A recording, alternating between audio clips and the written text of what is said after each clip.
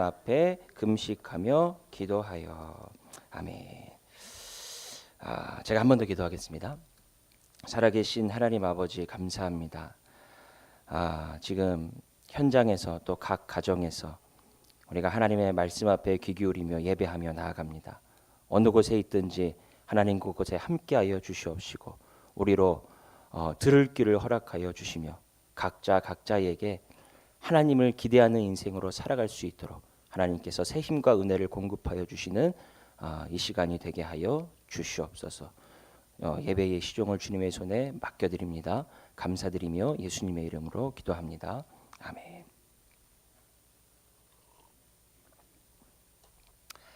할렐루야. 우리 수요 예배 오신 여러분 축복하고 환영합니다. 오늘은 회복과 위로를 준비하시는 하나님, 회복과 위로를 준비하시는 하나님이라는 제목으로 말씀을 전하겠습니다.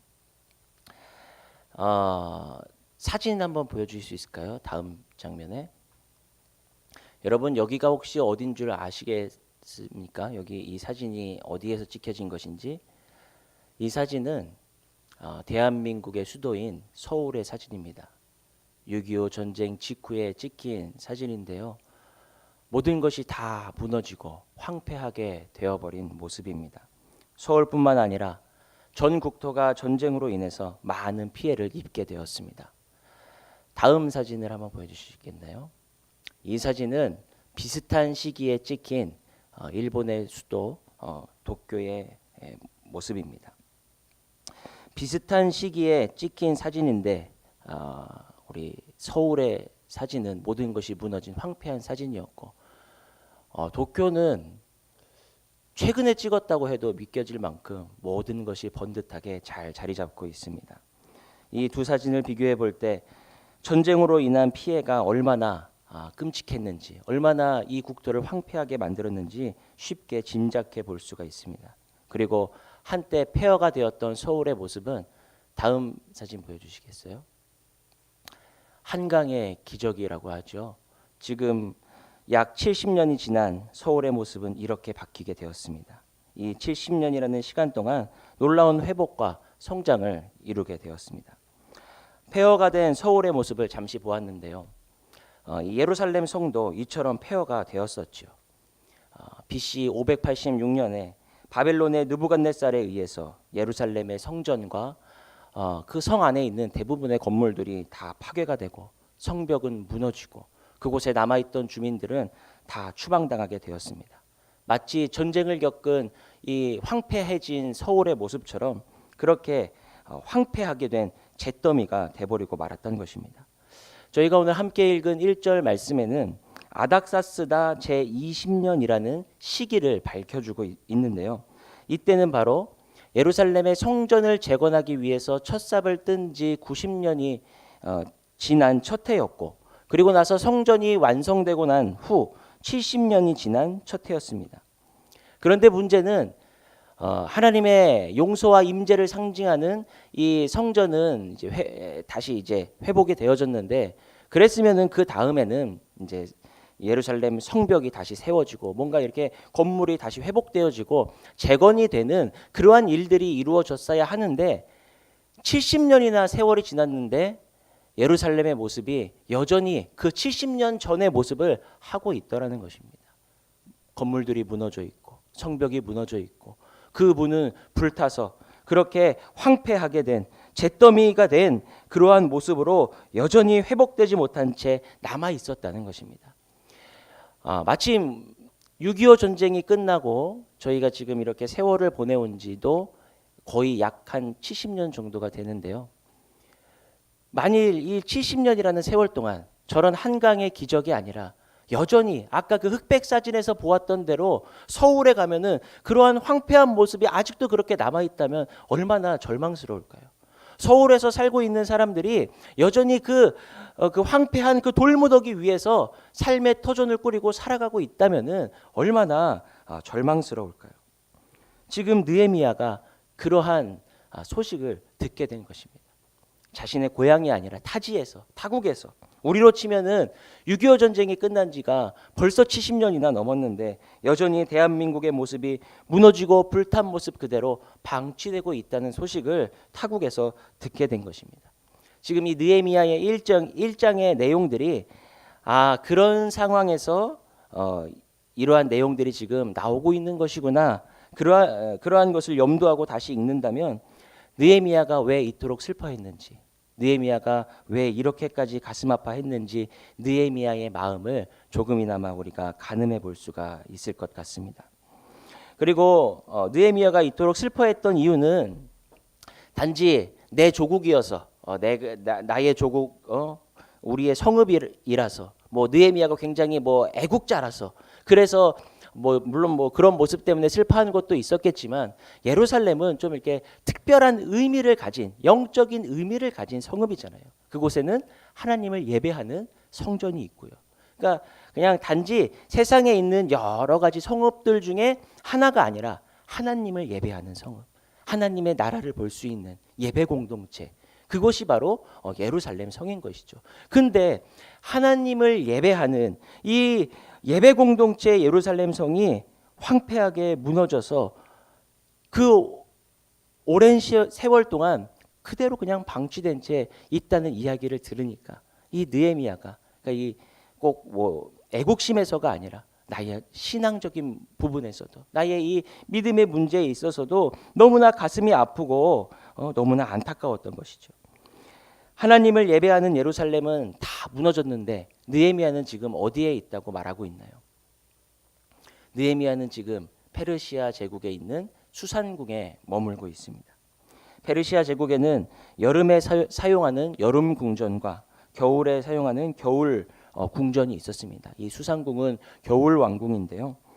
하나님을 예배하는 예루살렘은 계속해서 잿더미로 남아 있는데 그런데 이방 나라 하나님도 알지 못하는 이 페르시아 제국에는 계절마다 다르게 사용하는 2개나 되는 성이 우뚝 서 있었던 것입니다. 사실 이것이 느헤미야의 마음을 가장 아프게 하는 것이었습니다. 우리도 좀 그런 게 있잖아요. 병원에 가면은 이제 한 며칠 동안은 죽만 드십시오. 밀가루 드시면 안 되고요. 매운 거 드시면 안 되고요. 짠 거 드시면 안 되고요. 며칠 동안은 죽만 드셔야 합니다. 이런 이야기 들을 때가 있지 않습니까? 병원에서 그런 거 먹지 말라고 하면 그날부터 더 밀가루가 땡기죠. 내 가족 중에 아들이라고 할까요? 딸이라고 할까요? 자녀가 이제 막 먹고 싶은 것도 못 먹고 그렇게 죽만 먹고 있는데 이제 우리는 이제 나와서 사람도 만나고 이런저런 일을 하다 보니까 고기도 먹게 되고 치킨을 시켜 먹었다고 할까요? 치킨도 시켜 먹게 되고 그런데 이거를 먹는데 괜히 미안한 거예요.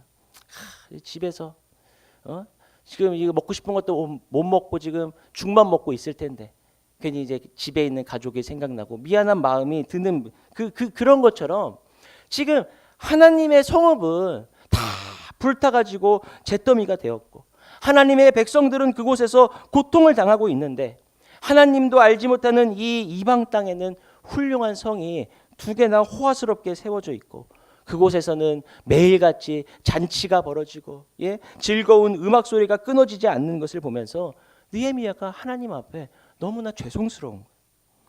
수산궁의 관원으로 느헤미야가 그렇게 있으면서 그 모든 것을 누리고 있는 자체가 너무나 마음 아팠던 것입니다.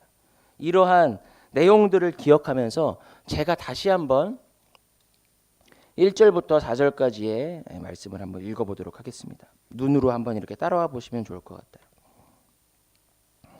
하가랴의 아들 느헤미야의 말이라. 아닥사스다 왕 제20년 기슬르월에 내가 수산궁에 있는데 내 형제들 가운데 하나인 하나니가 두어 사람과 함께 유다에서 내게 이르렀기로 내가 그 사로잡힘을 면하고 남아있는 유다와 예루살렘 사람들의 형편을 물은즉 그들이 내게 이르되 사로잡힘을 면하고 남아있는 자들이 그 지방 거기에서 큰 환난을 당하고 능욕을 받으며 예루살렘 성은 허물어지고 성문들은 불탔다 하는지라. 내가 이 말을 듣고 앉아서 울고 수일 동안 슬퍼하며 하늘의 하나님 앞에 금식하며 기도하여.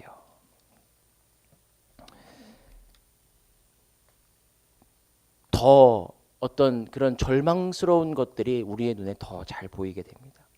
이러한 절망적인 소식과 상황 속에서 느헤미야가 슬퍼하고 있는 것이 저희가 읽은 본문의 내용입니다. 오늘 말씀의 제목은 회복과 위로를 준비하시는 하나님입니다. 제목은 회복과 위로를 준비하시는 하나님인데 저희가 읽은 이 4절의 말씀 속에는 아무리 눈을 씻고 찾아보아도 하나님의 어떤 회복이나 위로의 메시지는 담겨져 있지가 않은 것 같습니다. 하지만 이 절망 가득한 상황 속에서도 하나님께서 주시는 위로와 회복의 메시지가 이곳에 담겨 있습니다. 본문을 통해서 우리에게 주시는 첫 번째 위로와 회복은 느헤미야라는 이름 속에 담겨 있습니다. 느헤미야라는 이름은 하나님께서 위로하셨다라는 뜻을 가지고 있습니다. 하나님께서 위로하셨다. 이제 앞으로 이 느헤미야를 통해서 하나님께서 어떤 일들을 이루어 가시냐면 이 느헤미야가 예루살렘에 가서 예루살렘 성벽을 다시 재건하는 거예요. 다시 회복시키시는 거예요. 그 수십 년 동안 방치된 채 누구 하나 어디서부터 손을 대야 될지 막막해서 그냥 그대로 방치되어 있던 이 잿더미 같은 이 성벽이요, 느헤미야가 가서 단 52일 만에 다시 세워지게 됩니다. 기적이죠. 그 수십 년 동안 누구도 해내지 못했던 일을 52일이라는 짧은 시간 만에 다시 회복시키게 됩니다. 느헤미야가 예루살렘의 성벽을 회복시키려고 하자 대적들이 조롱하고 회방을 놓습니다. 이렇게 오랫동안 방치됐던 성벽을 너희가 재건한다고 그게 될 것 같으냐? 하나님이 살아계시다고? 하나님이 계시면은 왜 이 성벽이 이렇게 무너져서 너희가 이런 굴욕을 당하면서 살아가고 있겠냐? 하나님이 어디 있냐? 하나님의 백성들이 이렇게 능멸을 당하고 하나님의 이름이 능멸을 당하며 하나님의 백성들이 조롱을 당하며 그렇게 이 성벽 재건하는 일을 방해했습니다. 만일 느헤미야가 시작은 호기롭게 했는데 중도에 포기했거나 이런 대적들의 방해 때문에 중간에 이 예루살렘 성벽을 재건하는 것을 실패했다면요, 아마 그 이전보다 예루살렘은 더 큰 실패와 좌절을 맛보아야만 했을 것입니다. 그런데 어떻습니까? 하나님께서는 느헤미야라는 인물을 준비하셔서 52일이라는 이 짧은 시간 만에 예루살렘의 성벽을 다시 회복하게 됩니다. 예루살렘 성에 머물러 있었던 백성들은요, 이 일들을 통해서 하나님 앞에 큰 위로를 받게 됩니다. 하나님의 회복하시는 역사를 그들의 눈으로 보게 된 거예요. 기적과 같은 역사를 보게 되는 거예요. 그 대적들이 안 될 거야, 못할 거야, 그게 될 것 같아라고 그렇게 방해하고 조롱했는데 하나님께서 그 일을 이루신 거예요. 그렇지, 정말 하나님께서 계시지. 하나님께서 그들을 성벽이 다시 세워짐으로 말미암아 그들을 위로하시고 회복시켜 주신 것입니다. 근데 이 회복이 단지 돌멩이들이 다시 쌓아지는 그런 수준에서의 성벽의 회복이 아니라 저희가 처음에 얘기했던 것처럼 하나님께서 세우신 하나님의 성읍, 하나님을 예배하는 예배 공동체, 바로 이 신앙 공동체가 다시 회복되게 되는, 하나님의 나라가 회복되어지는 모습을 이들의 눈으로 보게 되면서 하나님의 위로와 하나님의 회복하시는 역사를 이들이 경험하게 되었다는 것입니다. 이 모든 일에 앞서서 하나님께서는 느헤미야라는 인물을 준비하시고 이 모든 은혜를 베풀어 주셨습니다. 하나님께서는요, 오늘날 우리를 위해서도 나를 위해서도 이 느헤미야를 준비하고 계십니다. 우리의 위로와 우리의 회복을 위해서 하나님께서는요, 느헤미야를 준비하고 계시다는 거예요.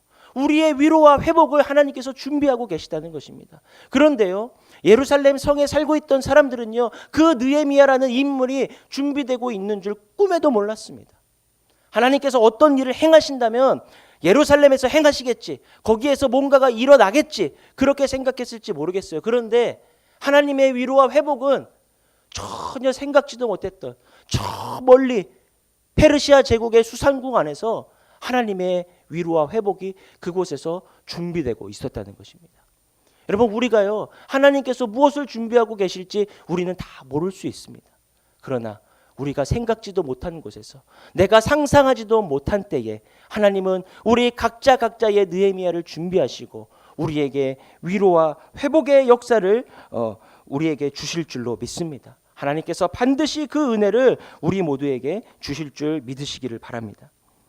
제가 성도님들과 연락을 주고받다 보면 종종 이렇게 기도 요청을 하시는 분들이 많이 있습니다.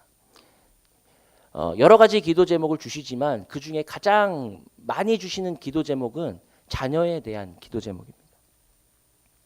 이렇게도 해보고 저렇게도 해봐도 이게 부모 마음처럼 잘 되지 않는 것이 자녀 문제죠. 내가 자식 새끼를 낳은 건지 왼수 덩어리를 낳은 건지 도대체 이 부모 속을 알기는 뭐 아는 건지 타일러도 보고 혼내도 보지만 내 마음처럼 잘 되지 않는 것이 자녀의 문제입니다. 자녀에 대한 기도 제목을 가장 많이 주시고 그 다음으로 많이 주시는 기도 제목은 건강에 대한 기도 제목입니다. 자녀가 내 뜻대로 내 마음대로 잘 안 되는데 그런 건강은 내 뜻대로 내 생각대로 내 마음처럼 되나요? 역시 아니죠. 이렇게 대화를 나누는 대화의 내용을 들어보면은 그 세대의 어떤 관심사를 알 수 있다고 합니다. 나이가 좀 이렇게 드신 권사님들 대화를 이제 가끔 이제 들어보게 되면은 뭐 깨를 뭐 어떻게 볶아가지고 무슨 꿀을 발라서 뭘 어떻게 먹으면 어디에 좋다더라. 뭘 이렇게 데려가지고 먹어야 뭘 어디에 좋다더라. 뭐 이런 건강에 관한 이야기를 많이 하세요. 무엇에 관심이 이제 많으시다는 겁니까? 건강에 이제 관심이 많으신 것이죠. 저는 10대, 20대 청년들이 뭐 당뇨, 고혈압 뭐 이런 얘기하는 거 한 번도 본 적이 없습니다. 관심이 없는 거죠. 아직은 이제 건강에 자신이 있는 거죠. 하지만 시간이 흐르면 흐를수록 세월이 흐르면 흐를수록 또 마찬가지로 건강에 관심을 갖기 마련입니다. 이것을 뒤집어서 얘기하면 무엇입니까? 세월이 흐를수록 누구나 크고 작은 건강의 문제를 가지고 있다는 말입니다.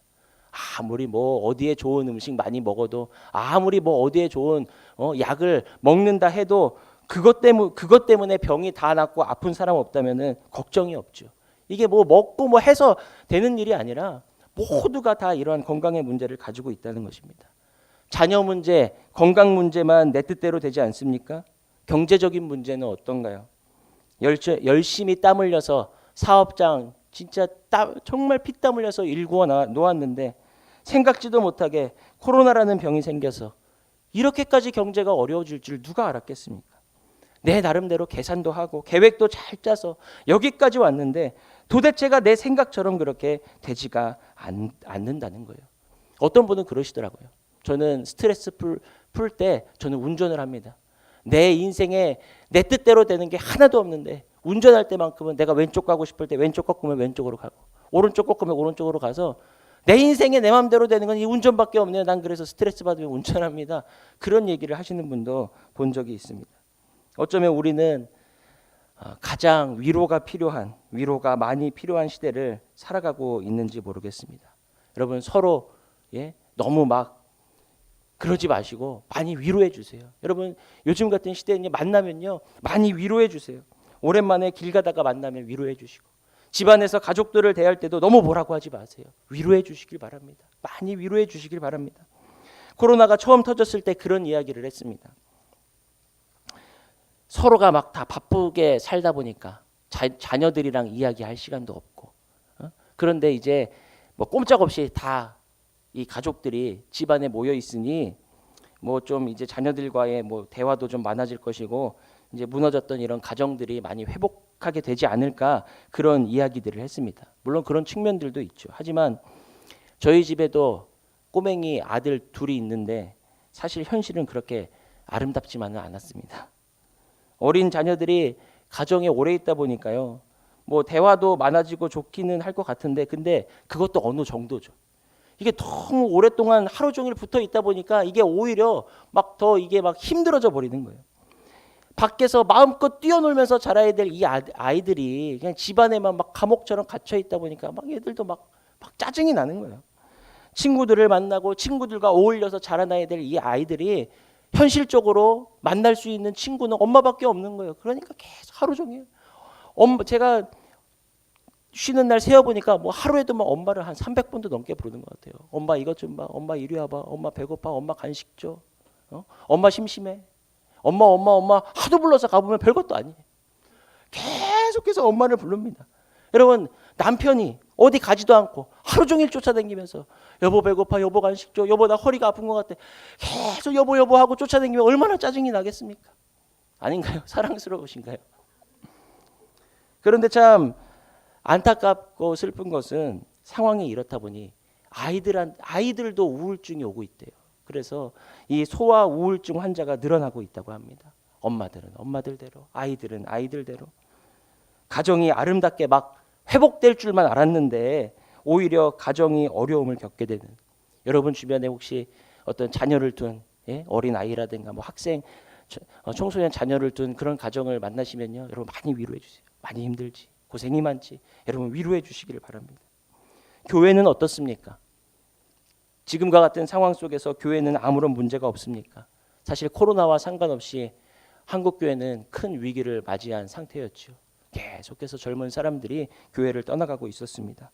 우리 교회, 다른 교회 할 것 없이 대부분의 한국 교회가 초고령화되어져 가고 있는 모습을 가지고 있습니다. 교회에서 아이들의 웃음소리를 듣는 것이 점점 어려워지고 있습니다. 교회에서 청년들의 활기찬 모습을 보는 것이 점점 어려워지고 있습니다. 신앙의 대가 끊어지고 있는 것이죠. 코로나, 거기에다가 엎침대 덮친 격으로 코로나까지 와서 일명 가나안 송도 들어보셨죠? 나 교회 안 나가 해서 이 안 나가를 거꾸로 해서 가나안 성도라고 그렇게 부르더라고요. 나는 이 코로나가 끝나도 나는 가나안 성도를 하겠다. 나는 교회 안 나가. 그런 사람들이 점점 많아지고 있대요. 1200만 명을 자랑하던 한국교회의 교세가 2015년 인구 주택 총조사에서 967만으로 줄어들었고, 이 코로나를 지나고 나면 또 얼마나 줄게 될지 아무도 장담하지 못하고 있는 상황입니다. 이러다가 유럽에 있는 교회들처럼 한국 교회들도 건물만 남은 채 텅텅 비게 되는 것은 아닌가 우려의 목소리들이 쏟아져 나오고 있습니다. 그래서 이 문제를 해결해 보고 싶은데 어떻게 해야 할지 모르겠는 거예요. 답이 없는 거예요. 답이. 교회라고 해서 문제가 없고 모든 일이 다 순탄하게 되고 있는 것만은 아닙니다. 그것뿐인가요? 우리 인생에 지금 제가 이야기한 요 문제만 빼면 그럼 나머지는 다 내 마음대로, 내가 계획한 대로, 내 뜻대로 그렇게만 인생이 흘러갑니까? 그렇지 않다라는 것입니다. 그 수십 년 동안 불타버리고 무너진 그 성벽을 보면서, 매일같이 그 성벽을 보면서 사람들이 무슨 생각을 했을까요? 막 소망이 생겼을까요? 야, 저 성벽이 다시 언젠가는 세워질 거야. 10년이 지나고 20년이 지나고 70년입니다. 70년. 성전이 완성되고 나서부터 70년입니다. 사람들은 아마 다 포기했을 겁니다. 어떤 사람은 태어나면서부터 평생 무너진 것만 봤을 거예요. 제대로 세워진 걸 한 번도 못 본 거예요. 저거는 안 되는 거야. 사람들이 다 포기하고 그냥 절망 가운데 아마 이거는 우리 힘으로 안 되는 일이야. 이거는 내 힘으로 해결할 수가 없는 일이야. 그렇게 다 아마 포기한 문제였을 것입니다. 우리가 살아가고 있는 인생의 수많은 문제들을 보면 사실 우리 힘으로 해결할 수 있는 문제보다 아무리 애쓰고 노력해도 우리 힘으로 도저히 해결하기 어려운 문제가 훨씬 더 많이 있는 것 같습니다. 마치 오랜 시간 무너져 있는 그 예루살렘 성벽을 보는 것처럼 답도 보이지 않고 어떻게 해야 할지 모르겠는 그러한 혼란과 그러한 암울한 현실이 우리 앞에 놓여져 있는 것만 같은 것이 솔직한 우리의 심정입니다. 이러한 상황 속에서 오늘 느헤미야라는 인물을 준비하셔서 불가능할 것 같았던 이 예루살렘의 성벽을 재건하시는 하나님의 일하심은 우리에게 큰 위로가 됩니다. 느헤미야는 저희가 처음에도 말씀드렸던 것처럼 그들이 상상하지 못한 곳에서, 기대하지 못한 곳에서 하나님께서는 예루살렘의 회복과 위로를 준비하고 계셨습니다. 이런 일들은 성경에 너무나 많이 있습니다. 출애굽기를 보면은 애굽 땅에서 400년 동안 그들이 이제 약 400년 동안 이제 종살이를 하게 되지요. 그런데 그 이스라엘 백성들을 구원할 구원자가 어디에서 자라나고 있었습니까? 그들을 압제하는 바로의, 아이러니하게도 그들을 압제하는 바로의 왕궁에서 하나님께서는 모세라는 인물을 준비시키셔서 거기에서 이스라엘 백성들의 위로와 회복이 거기에서 준비되게 하신 거예요. 여러분, 시커먼 그 홍해를 마주하면서 사람들은 다 거기가 자기 무덤자리가 될 줄 알았습니다. 그래서 모세를 원망하면서 막 손에 돌을 쥐지요. 야, 여기가 내 무덤자리구나, 여기서 죽겠구나 싶었는데, 오히려 하나님께서는 그 홍해를 통해서 애굽 군대를 완전히 이기고 박살나게 하시는 위대한 승리와 구원을 그곳에 준비하고 계셨다는 것입니다.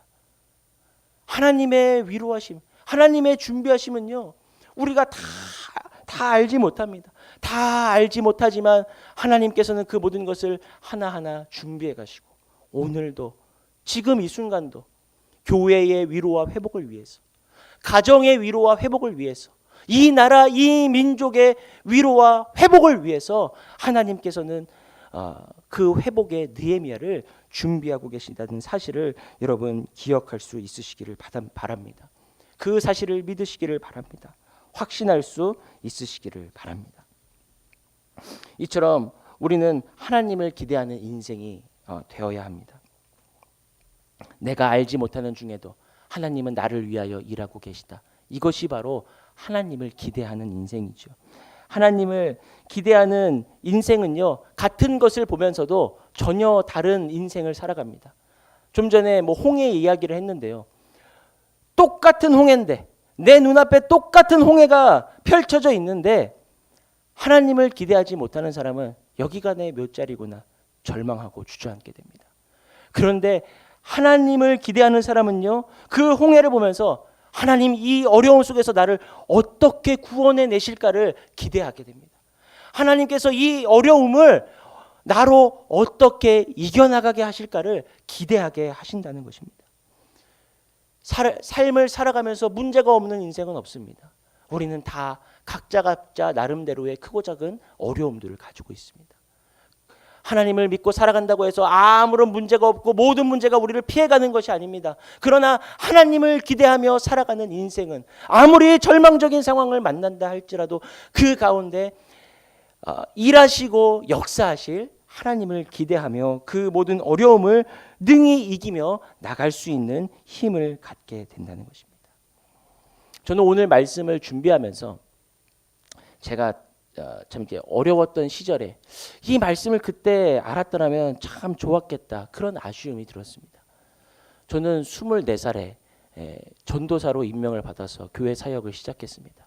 지금 생각해 보면 참 어리죠.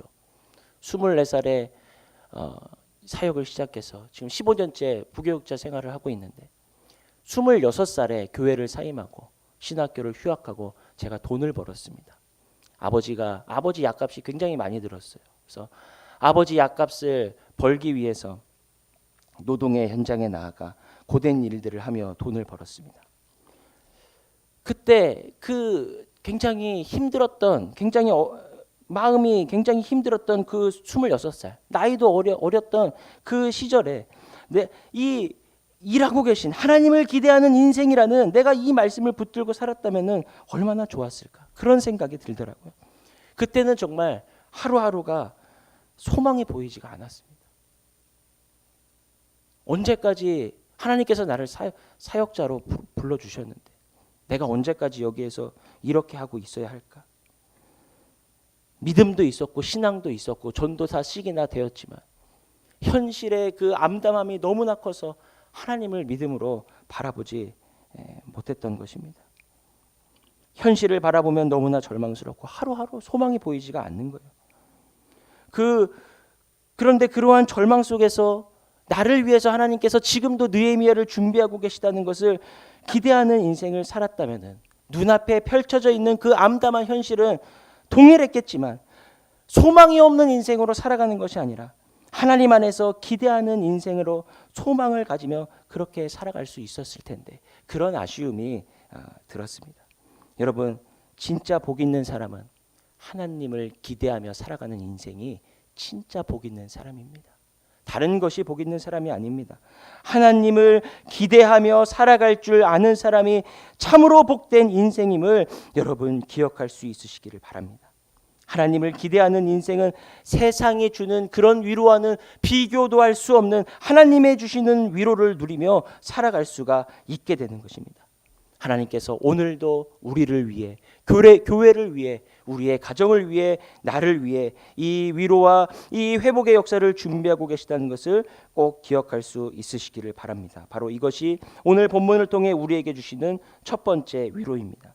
오늘 본문을 통해 발견할 수 있는 두 번째 위로는 하나님께서 나를 느헤미야로 준비시키고 계시다는 것입니다. 첫 번째도 있고 두 번째도 있었으니까 세 번째도 있나 싶으실 수도 있어요. 두 번째가 끝입니다. 안심하시고 들으셔도 말씀에 집중해 주시길 바랍니다. 하나님께서 우리에게 주시는 첫 번째 위로는 나를 위해서 느헤미야를 준비하고 계시다는 것이고, 두 번째 위로는 나를 위로와 회복의 도구로, 나를 느헤미야로 하나님께서 준비시키고 계시다는 것입니다. 이게 무슨 말이냐면 느헤미야가요, 예루살렘 성벽을 재건하려고 철저하게 준비하고 계획해서, 그래서 계획적으로 수상궁에 들어가고 계획적으로 뭐 술관원이 되고 그런 게 아니라는 거예요. 느헤미야는 그런 계획을 가지고 그런 꿈을 가져본 적이 없습니다. 오히려 느헤미야는 아무것도 몰랐습니다. 아무것도 모르고 있다가 예루살렘의 그 상황을 듣고서 오히려 놀라며 슬퍼하고 눈물 흘리게 된 것입니다. 느헤미야 자기 자신조차도 알지 못했던 일들을 하나님은 알고 준비하고 계셨다는 것입니다. 여러분, 내가 모든 걸 다 알아야지만 준비되는 것은 아닙니다. 나는 그냥 순간순간 하나님의 인도하심을 쫓아 순종했을 뿐인데, 오히려 나는 잘 모르고 나는 부족하고 나는 모자랐는데, 그런데 하나님께서는 그런 나를 위로와 회복의 도구로 사용하시려고 준비시키고 계시다는 것입니다. 제가 생긴 건 이래도 최전방에서 최전방 훈련부대에서 병장으로 제대를 했습니다. 얼마나 훈련이 많았는지 굉장히 힘들었습니다. 군대에 갔더니요, 훈련소를 갔더니 제일 먼저 한 게 구보를 시키더라고요. 아침에 그 꼭두 새벽에 깨워서 달리기를 시키는 거예요. 군대 가기 전에는 지금보다 더 말랐었습니다. 여름에 반바지를 입고 나가면요, 이 뒤통수에서요, 이 여성 동지들이 막 욕을 하는 거예요. 저 남자 다리 좀 봐, 내 다리보다 더 얇아, 짜증나, 재수 없어 하면서 제 뒤통수에다 대고 팍 욕을 하는 거예요. 그 정도로 제가 지금보다 훨씬 더 얇았었습니다. 그러고서 가서 그걸 하는데 제가 이게 체력적으로 감당이 안 되죠. 첫날은 못 모르고 구보를 했는데, 와, 진짜 하늘이 노래지는 게 이런 거구나. 앞사람 다리가 두 개, 세 개, 원래 두 개죠. 세 개, 네 개로 막 보이고, 막 심장이 막 빨리 뛰어서 심장이 막 터질 것 같고, 막 헛구역질이 나올 것 같은데 옆 사람 보기 창피하니까 아무렇지도 않은 척 막 이렇게 서 있긴 했는데, 그러고 나서 이제 바로 밥을 먹였는데, 야, 이게 군대구나. 난 이제 죽었다. 그러고서 둘째 날이 되었습니다. 첫날은 못 모르고 뛰었던 이 구보를 둘째 날 뛰어야 되는데 한 걱정을 하고서 거기 서 있었어요. 야, 나 이거 하다 쓰러지면 어떡하지? 진짜 힘들었는데. 그 걱정을 하면서 구보를 하는데요, 희한하게 둘째 날은 할만한 거예요. 첫째 날처럼 그렇게 힘든 게 아니라 둘째 날은 이게 해볼만한 거예요. 그래서 하루 만에 왜 이렇게 바뀌었지? 그 하루만큼의 근력이 쌓이고 그 하루만큼의 훈련이 되어져서 어제는 내가 감당하기 버거웠던 일이 오늘은 내가 감당할 수가 있게 된 것입니다. 그래서 셋째 날이 돼서 아주 자신 있게 섰더니요, 바퀴수를 두 바퀴를 돌았으면 세 바퀴로 늘리더라고요. 그래서 죽었다, 나 진짜 못하겠다 했더니 그 다음 날은 또 그 세 바퀴가 또 한결 쉬워지고, 그 다음 날은 또 자신 있게 섰더니 또 바퀴수를 계속 그렇게 훈련을 시키더라고요. 그래서 그냥 하루하루 그냥 겨우겨우 그냥 나에게 맡겨진 훈련을 그냥 꾸역꾸역 겨우겨우 따라갔더니 나도 모르는 새에 제가 군인이 되어 있더라고요. 우리가요, 뭐 무슨 대단한 막 그런 꿈과 비전을 가지고서 뭐 대단한 훈련을 받아야지만 하나님의 기쁨이 되어지고 하나님 앞에 쓰임 받는 것이 아닙니다. 그저 오늘 나에게 주신 그 한 말씀 붙들고 내가 살아가고, 어떨 때는 그 말씀조차도 내가 순종하지 못해서 하나님 앞에 눈물로 회개하기도 하고, 그 말씀 쫓아서 그냥 내가 하루하루 살아가는 것도 버거웠는데 내가 그렇게 살아가다 보니까 준비는 하나님이 시켜주시더라는 거예요. 느헤미야는요, 자기가 이렇게 될 거라고요, 느헤미야 예루살렘에 살고 있던 사람들도 그것을 상상도 못했지만요, 느헤미야 자신도 그거를 상상하지 못했어요. 하나님께서 우리 한 사람 한 사람을 다 느헤미야를 준비하고 계십니다. 하나님께서 우리를 통해서 우리 가정의 위로와 회복의 느헤미야로 우리를 사용해 주실 줄로 믿습니다.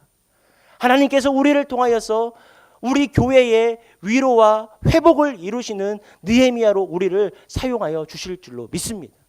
하나님께서 우리 교회를 통하여서 이 나라와 민족의 위로와 회복의 역사를 이루어 가시는 귀하고 복된 느헤미야와 같은 그러한 사역을 우리 교회로 하여금 감당하게 하여 주실 줄로 믿습니다.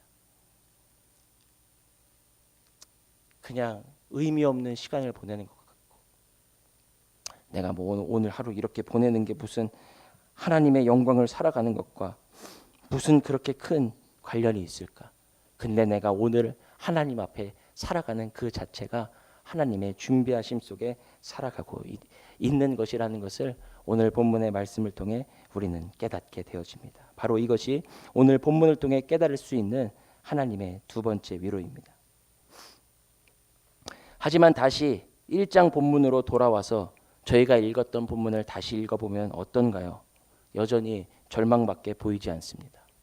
저희가 아무리 하나님의 위로와 회복을 말해도 가정으로 돌아가고 일터로 돌아가고 내일 아침에 해가 뜨게 되면 우리 눈앞에 펼쳐져 있던 그 어려움과 문제들은 고스란히 그 자리에 여전히 남아 있습니다. 그러나 오늘 말씀을 기억하며 믿음의 눈을 들어 다시 한번 바라보게 되면 그러면 이제는 볼 수 있죠. 위로와 회복을 준비하고 계시는 하나님의 일하심을 믿음의 눈으로 볼 수가 있습니다. 나를 위한 느헤미야를 준비하고 계시고 또 나로 하여금 세상을 향한 느헤미야로 준비하고 계신 하나님의 일하심을 볼 수 있게 되는 것입니다. 이제 우리가 각자의 자리에 서서 어떠한 절망 가운데도 하나님의 일하심을 기대하기를 원합니다. 나를 통해 우리 가정을 위로하고 회복시키시고 우리를 통해 우리 교회를 위로하고 회복시키시는 그렇게 일하실 하나님의 일하심을 소망 중에 기대할 수 있으시기를 바랍니다. 소망이 보이지 않는 중에도 하나님을 향해 소망을 품고 나아갈 때 바로 그때 느헤미야 2장 8절에 있는 말씀처럼 하나님의 선한 손길이 나를 도우셨다고 고백하는 이 느헤미야의 고백이 우리 교회의 고백이 되어지고 우리 가정의 고백이 되어질 줄로 믿습니다. 남아있는 한 주도 우리를 위해 위로하시고 준비하고 계시는 하나님을 바라보며 믿음으로 승리하는 남은 한 주가 될 수 있으시기를 바랍니다. 우리 오늘 말씀 기억하면서 기도하겠습니다.